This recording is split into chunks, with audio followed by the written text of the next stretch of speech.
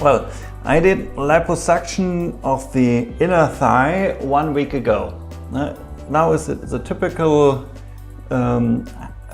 signs after 1 week with some hematomas and a little bit post-operative edema. That is normal. That will be treated by compression and manual lymphatic drainage.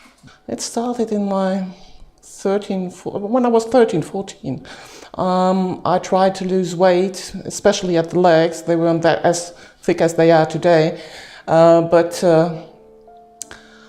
it was always a problem having these thick legs. So I tried several diets all my life, from low carb to eating nothing to eating half of all, having nearly every diet I tried, and always losing weight on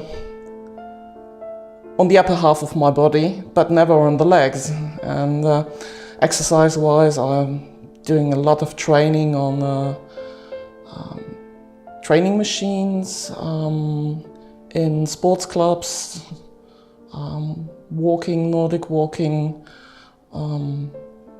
going everything doing by bike or by foot. It was very discouraging because all the doctors I've been to, they always told me more diet, more exercise, and nobody asked me if I do exercise. So this was quite disappointing, this lack of understanding from the doctor's side, always telling me you have to do more sports, and I was doing 1 hour a day on a cross trainer and 3 times a week doing exercise and going everything by bike, and living in the 4th floor without elevator by purpose, because I thought it would help my legs, and nobody asked me if I would do any sports and if I did before. So it was very disappointing because it was always the same recipe: diet and sports, sports and diet, and I was always wondering why it doesn't work. And they always don't believe you when you're telling them you don't eat chocolate, you don't drink soft drinks, you don't eat fast food, you're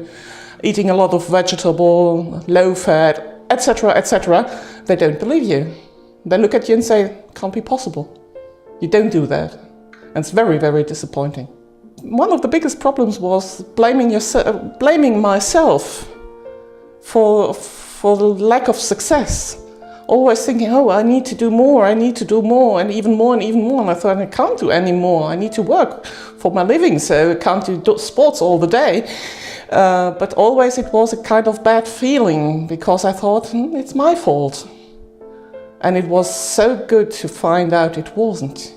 First time when I met a doctor who knew about lipedema was a lymphologist. I met him 2 years ago to find out why my ankles were so swollen. It was difficult to walk properly because of the fat between the legs. It wasn't possible to do sports because knees were aching, ankles were aching. And he looked at my legs and said, this might be a lipedema.